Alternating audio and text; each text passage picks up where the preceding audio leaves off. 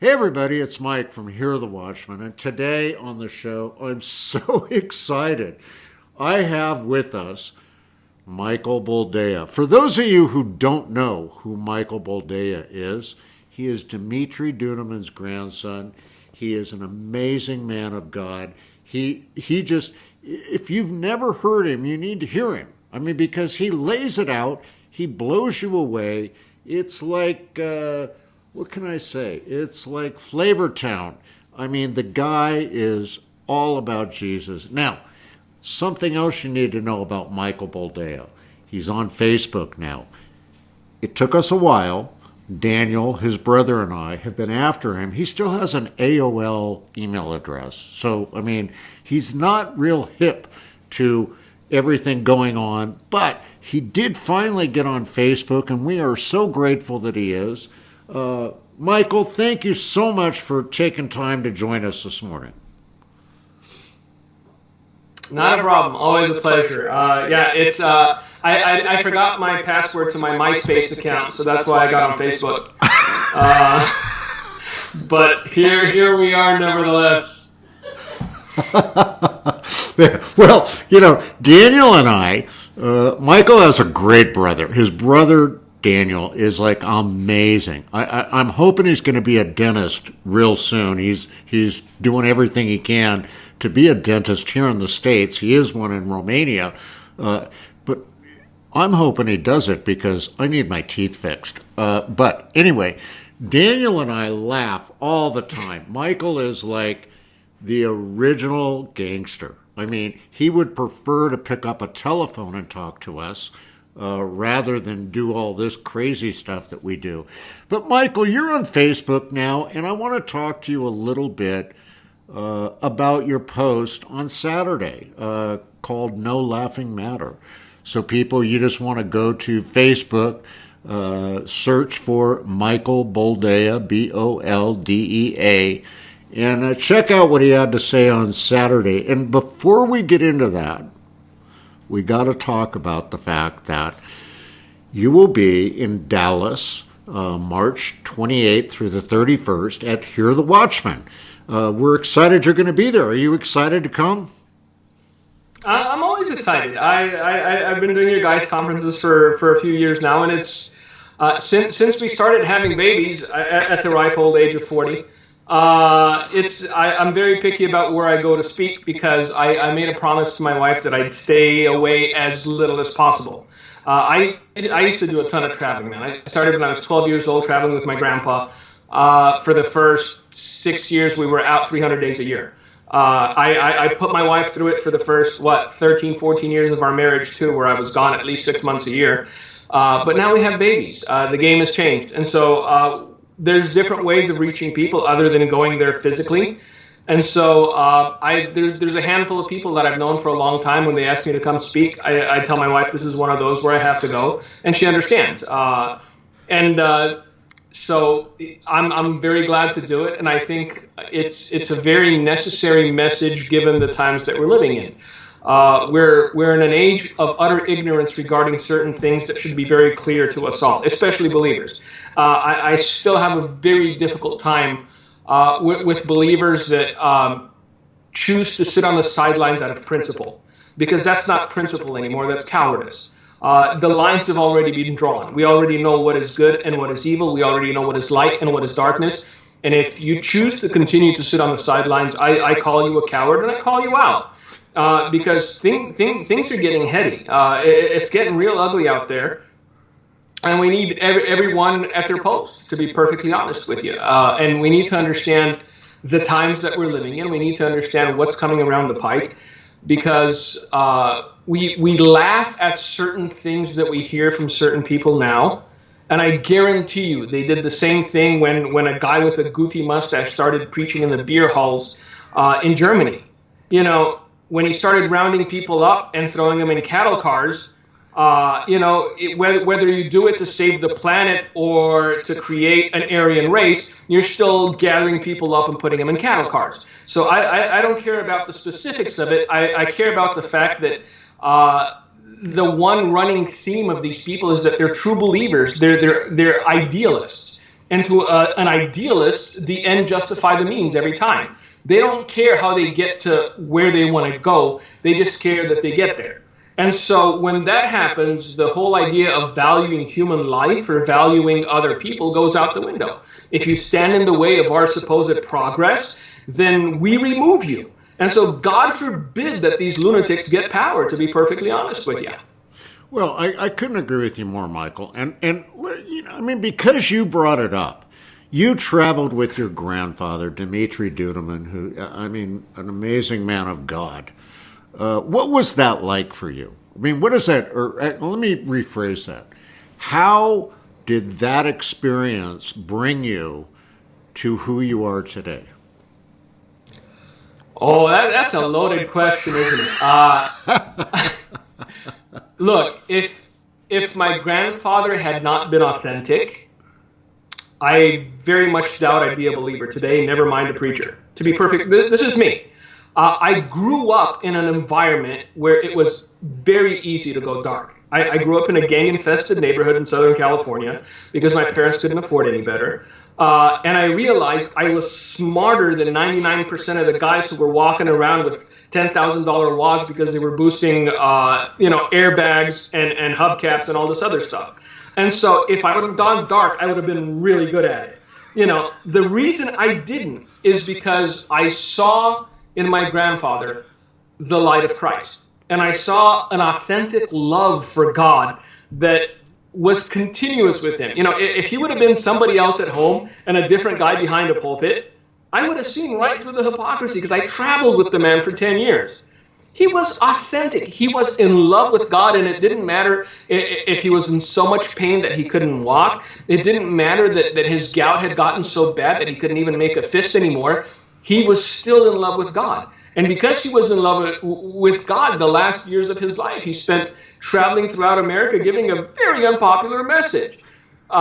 He could have sort of, excised the last part of it about the judgment. And he would have been a rock star because he had an amazing testimony. The man was put on the electric chair twice. The man was a Bible smuggler. He had so many stories. You'd never hear the same story twice for a year straight. And so it's a life that was full, lived in service to God, lived in an environment where it was necessary to have faith in God, and lived in an environment where it was necessary to see the power of God. I think this is why so many Christians today are lukewarm, especially in the West, because they don't live in an environment where it's mandatory for them to see the power of God. If your life depends on whether a policeman sees a car full of Bibles or sees something other than Bibles when he looks inside, then you're going to have faith that God's going to carry you through. And once it happens, when he looks in the car and he doesn't see Bibles and he laughs off the fact that you told him you were smuggling Bibles, that's when your faith just increases and grows. And so the biggest lesson I learned from my grandfather is, first of all, don't pretend to be something you're not. There's a lot of people that pretend at holiness. There's a lot of people that pretend at perfection. And because in their minds they're better than their fellow brother, they have a tendency to look down on other believers, and I despise that in people. Your self-righteousness is an indulgence that you can't afford to have because people will see through it. And so when somebody comes up and there's 17 names before they give me their first name, apostle, prophet, bishop, high priest, whatever, I sit there and I'm like, all right, get through it, because I'm going to walk away. Because I don't. That's one of the first lessons that he taught me. And the second lesson was, be real all the time. Even if it risks offending some people, even if it risks alienating some people, I'm not gonna rub your back just because you don't want to hear the truth. It's an old Romanian saying. It makes no sense in English, but but I'm not gonna tell you a lie simply to avoid conflict. Is the best way I can put it. And I think the church right now is in that mode and has been for a very long time. And this is why the darkness has gained so much ground. This is why the lunatics feel free to come out of the woodwork and actually espouse the things that they're espousing, because there's been no pushback. Because rather than stand up for the truth and yes, take incoming, and yes, realize that there's going to be conflict, and yes, realize you may lose some friends. We just, kept our head low and waited for the thing to pass over. And it's getting worse and worse and worse. There's people debating on whether or not it's healthy to give hormone replacement treatment to 3-year-olds just because little Bobby one day put on and says, "Call me Susie." You're 3, shut up and sit there. Well, Michael, I mean, you're so dead on with that. I mean, the church has fallen asleep. I mean, and it's all about let's be nice. Let's tell everybody that they're going to be warm and fuzzy, and it's okay if they're gay or lesbian or transgender, or they don't know what they are. It's all okay because God loves everybody. And I love your message. I love what you bring to the table. And I want people to go to your Facebook page. Saturday, you did a post called No Laughing Matter, which is all about my favorite target right now, Alexandria Ocasio-Cortez, who, I mean, here's a woman who was a bartender, okay? And now she is trying to run our government, trying to influence all of us. What is this all about? Talk to us about your feeling about that and how you feel that, as you so well put it in your article, that this is a movement of communism. Well, first of all, she's a luminary about everything, former bartender. She's the new Einstein. Thankfully, whenever she opens her mouth, we're reminded that she's not. She's maybe 1 or 2 IQ points from retardation. So that's a good thing. I'm being completely honest with you. The only silver lining in this is that she is stupid. Because if she was halfway smart and she'd make sense, she'd have a lot more at it. Right now, the whole Green New Deal is imploding in on itself because of the lunacy of it. Now, the reason that I saw it for what it was is because it appeals to a majority of the disenfranchised and the lazy. This is exactly how communism started. This is the whole tenet of Marxism. Because you're always going to find a large swath of people that don't want to do anything, that don't want to improve themselves, that don't want to improve their lot in life, that are more than happy to take handouts if they're offered. And so it's not a new Green Deal, it's an old version of communism. It's from each according to their ability, to each according to their need, which is the biggest fallacy of all. So basically, if I'm able to earn more and somebody else needs more, then take it from the guy that's able to earn it and give it to the guy that doesn't want to do it. I mean, there were things in there that were so beyond ludicrous, like giving a basic income to people that were unable or unwilling to work. If I know I've got a basic income coming in, chances are better than good that I'll be unwilling to work too, because I know how much work I put in. And I'm not talking about ministry. I don't equate ministry with work. I equate it with a labor of love. But I know what my family's needs are, and so any extra minute I have, I use towards actually earning money, doing work in order to provide for my family. And so it's appealing to especially the younger crowd, the college age, because everything's free. Nobody asks, where's this free stuff coming from? Because in the end, nothing is free and everything costs money. And the reason that it's easy to poke fun at the girl. It really is. You just, like I said, she opens her mouth and she reveals her stupidity. But the tenets of what she's putting forth are things that have caused the deaths of hundreds of millions of people. And that's something that we can't really overlook or gloss over. Communism was responsible for the death of hundreds of millions of people. Socialism, which she's apparently pushing, which is it's basically communism in a pretty dress. But fine, let's take socialism. Hitler was a socialist. He racked up a nice body count too. Because it never works. It always ends in starvation and genocide.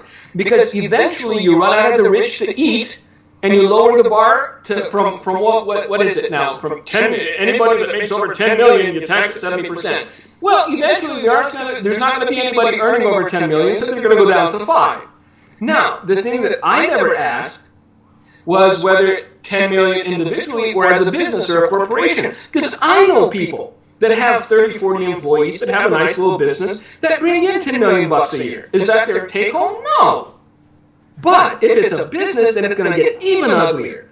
And eventually, if you're earning more than 30 grand a year, you get taxed at 70%. And guess what? Nobody's going to go out and work and slave to give 70% of what they earn to somebody as absolutely just disastrous as Alexandria Ocasio-Cortez and her Green New Deal. I understand that, there's this old saying that socialism is for the people, not for the socialists.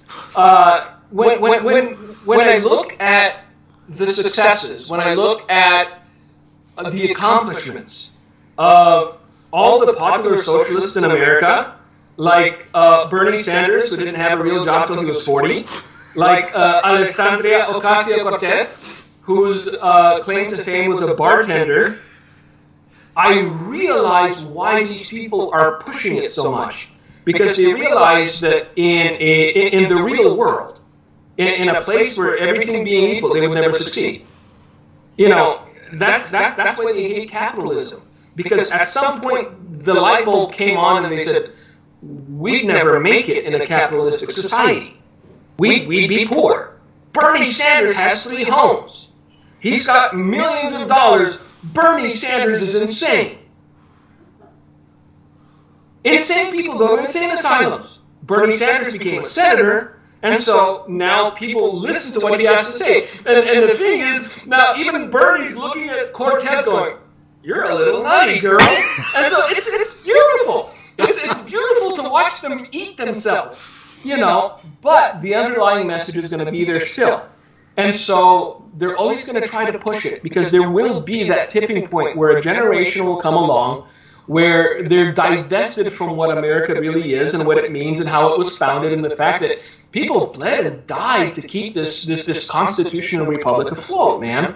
I mean, I'm an immigrant to this country, and I have the utmost respect for the history of this nation, for the fact that men died defending freedom. Who's willing to do that now? Bernie? Please, come on. You got pictures of him half naked drinking vodka with Russians back when communism was an ugly word. Let's not pretend. But it's because the people who I'm still hoping. This is the only reason I'm still saying. I'm still hoping that sanity is still a majority. I'm still hoping that people who understand what this nation is and how it was founded are still the majority. Because if it wasn't so, I'd be looking for a little island I can paddle to and just live with my wife and kids eating fish that we catch with a fishing pole.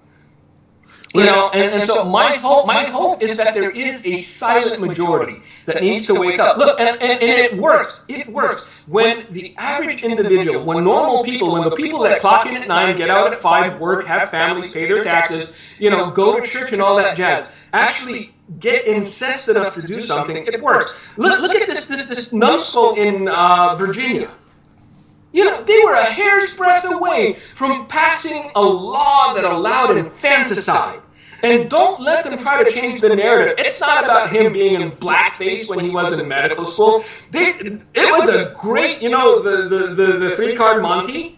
It was a great sleight of hand. When they saw this thing turned ugly, they made it into something racial. Oh, he was in blackface when he was in college. No, he was being eviscerated for the fact that he actually defended the idea of a mother delivering a baby, putting it to the side, making it comfortable, and then having a confab going, do we kill it or do we let it live? That's why people were incensed. It wasn't about the blackface. But see, the media has these people's back, and this is why the battle is so difficult. There is no honest media outlet.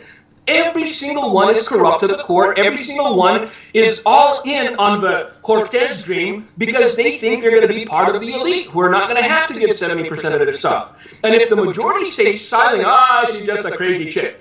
Eventually, look, that crazy chick is in Congress right now. Because the people of New Jersey didn't go, she's a little batty, man. I understand, but come on. We need an IQ test for people who want to get into Congress. And it's happening more and more. And we see that when these people finally get just an iota of power, right? She's just a congressperson from New Jersey. I guarantee you, because she's so nutty, the Democrats are probably going to primary her next election season. Because they can't have this. Because even though, and this is the scary thing, even though most of the Democrats believe what she believes, they realize that they don't have enough power to implement. And so they have to keep silent. She's basically blowing their cover. Because they believe in complete control. They believe in people doing exactly what they say, marching in lockstep. And if you dare say anything to the contrary, you go away. You disappear. The problem is they don't have power yet. They have a tenuous power. They have the House. They don't even have the Senate. And this woman's coming out and, all right, we got to kill all the cows as they fart. We're going to do away with air travel. We're going to do away with cars. We're going to tear down every building in America and rebuild it. And they're going, shut up, stupid. Yeah. We're not there yet. Like that's really going to that's really going to happen. It's pure insanity, Michael. And, folks, when Michael talks about communism and socialism and all that, he's just not blowing smoke. The guy runs his ministry runs an orphanage in Romania. And Michael, Romania's had a history over the years of strife. So you've witnessed it firsthand, is that correct? For the first 9 years of my life, I grew up in communism. It's the communist system is the one that tortured my grandfather half to death. The communist system is the one that was sending police to the house at 3 o'clock in the morning to search from top to bottom and punch holes in walls to see if there were any Bibles. I lived that. I lived standing in line for 4 hours to get half a bread. I lived them coming to count the pigs and the chickens and everything else because God forbid you had an extra pig that you wanted to cut for your family. No. Pay your fair share. Give that pig to the system. Do you understand how horrible it got? People couldn't raise an extra chicken. People had their eggs counted, and then if you had less eggs than they counted the day they counted, they accused you of eating your own chicken's eggs. How dare you not pay your fair share? That's why I detest that saying to the core of my being, the pay your fair share. Look, fine, I'm all for a flat tax. Everybody pays the same. That's fair. But don't tell me somebody who wakes up 6 hours before you, goes to bed 3 hours after you, doesn't spend any time with their kids because they're trying to build a business and hire people. And thankfully they had some modicum of success where now they're earning $100 grand rather than 40. Don't tell me they're not paying their fair share. That's the thing. Again, I will fight socialism and communism to my last breath because I don't want my kids growing up in it. It's a detestable mindset where the ignorant, where the incapable, where people who can't hack it on their own succeed because they know how to toe the line. They're willing to sacrifice their own dignity for the greater cause. Well, amen, Michael. Now, listen, where do we need to go as Christians with all this? What do we need to do? Well, that's a simple answer, and it's also complicated. Do what you can. But you have to assess yourself and be honest enough with yourself that every day you go to the mirror and go, did I do everything I could? I understand that some people think it's passé and it doesn't affect anything. But if you have to, write your congressman. Look, like I said, the Virginia thing worked because Christians got incensed. They go, all right, this is ridiculous. And they started writing and calling and putting out articles. This is why I started posting on Facebook, because I realized this is lunacy. And somebody has to say something. And I kept looking for somebody to say something, and nobody was. The only people that were talking about it were what? Rush Limbaugh and Sean Hannity, and God bless them. But they're not the church. And when they're doing more to help the defenseless, when they're doing more for life than the church is, then there's something wrong with the church. This is my issue with the soldiers that have put away their armor and their weapons, and they're just sitting there waiting for the end of the world. You know, from now to the point where the end comes, there's going to be a lot of brutal warfare. There's going to be a lot of ugly things coming down the pike, and I don't know how we're going to stand before God and go, well, what'd you do? I didn't do nothing. Well, why? Just because. You know, I don't know how God's going to react to that. Because the truth of it is we can affect change to a certain extent. You know, God sees the prayers of his people. Sometimes God tarries 100 years before he sends judgment. I keep coming back to this. I got kids. I don't want to see the judgment of God. I want God to delay it for as long as he can. In his mercy and his grace, I want God to delay for as long as he can.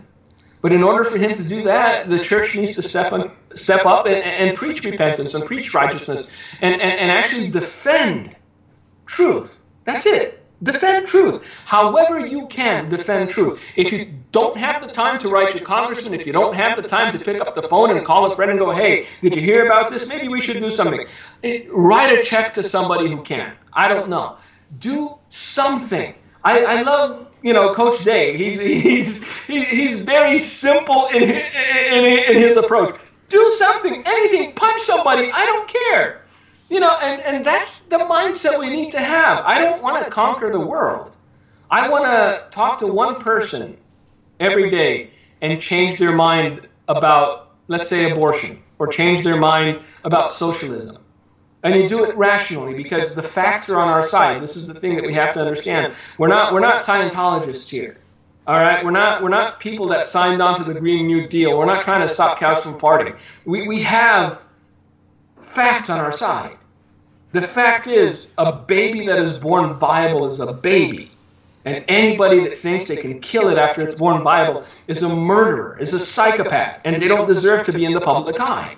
It's as simple as that.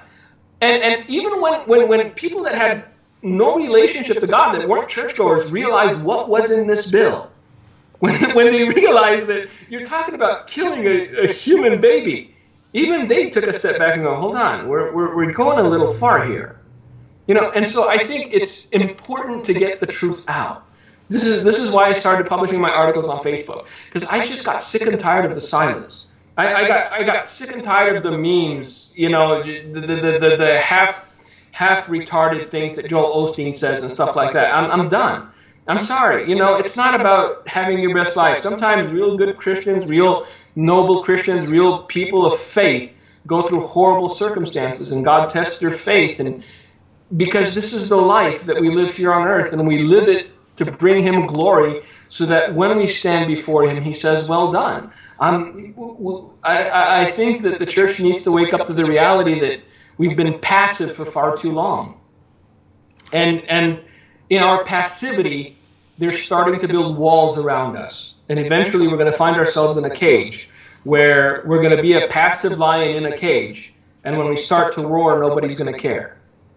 I couldn't agree with you more, Michael. I mean, God bless you for everything you're doing out there. And I really want to commend you for bringing up Coach Dave, because, Coach Dave, if there wasn't a Coach Dave, there probably wouldn't be a Hear the Watchman. I mean, Jeannie and I went to a very small conference in Bozeman, Montana, and Coach Dave was not supposed to speak.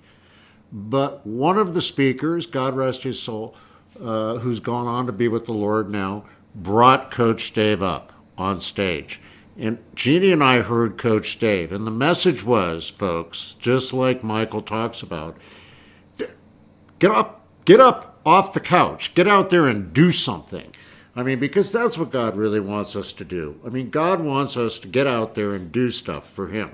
He wants you to be like Michael Boldea. He wants you to go to Hear the Watchman. He wants you to get out there, go to the Defender Conference in where is it?